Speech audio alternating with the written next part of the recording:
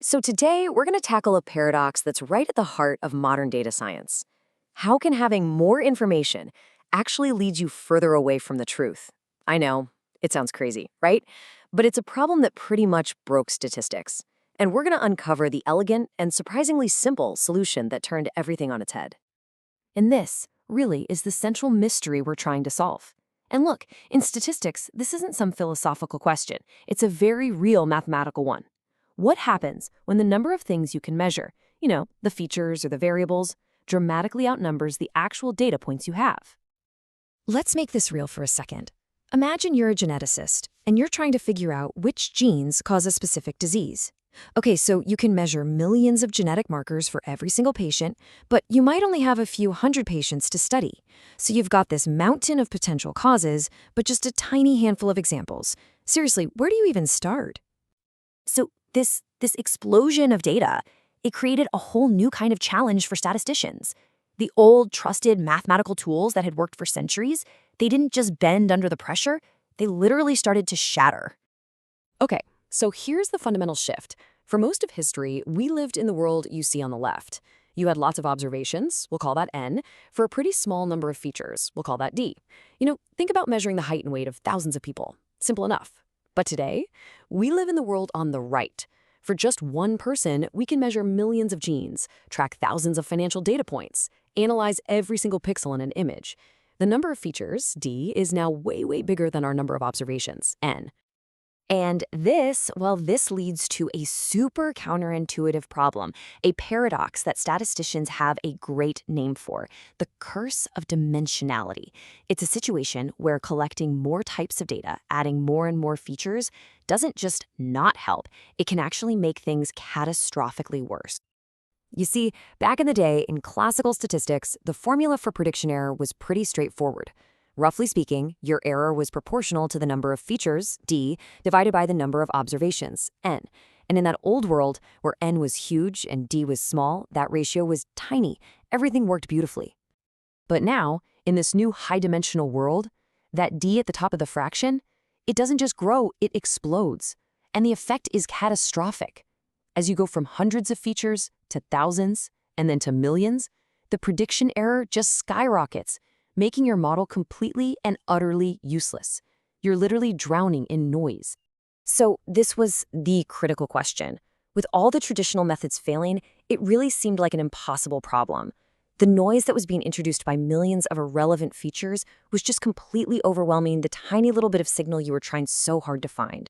So how in the world did we solve this? Well, the breakthrough wasn't a more powerful computer or some insanely complicated new math. No, it came from a simple, really powerful, and almost philosophical assumption about the nature of the world itself. And that idea is called sparsity.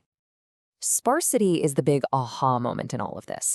It's the belief that even when you're looking at a system with millions of variables, the underlying reality is actually simple. Most of what you're measuring is just noise. The truth, the real story, is driven by only a handful of key factors. And hey, this isn't just a hunch. As the authors of the very lecture notes this whole explainer is based on put it, it's a fundamental recognition about how complex systems often work. The real challenge isn't to analyze everything, it's to find the vital few in a sea of the trivial many.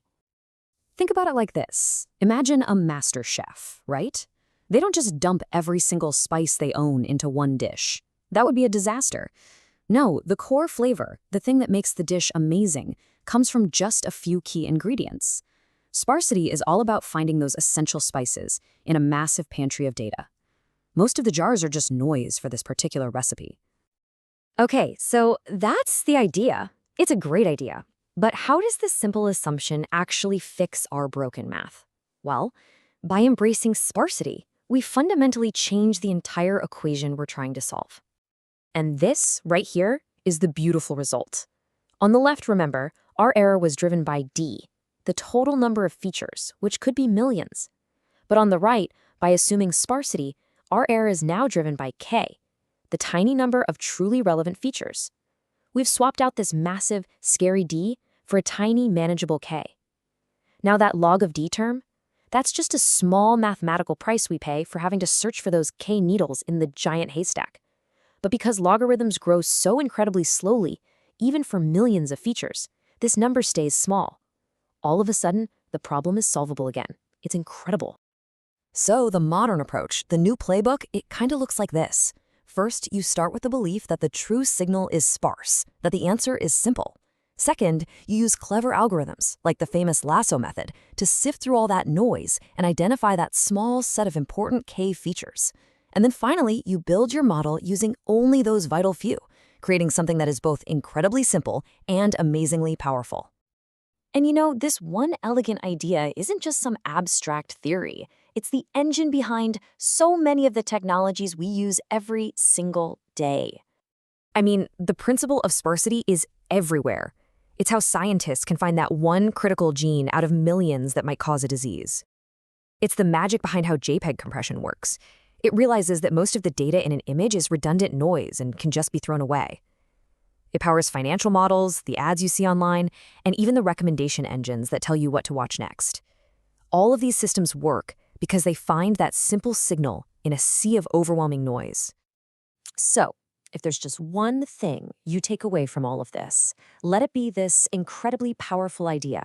In our age of big data and overwhelming complexity, the biggest breakthroughs don't always come from bigger computers or more complicated algorithms. Sometimes they come from the courageous and elegant assumption that the answer we're looking for is, at its heart, fundamentally simple.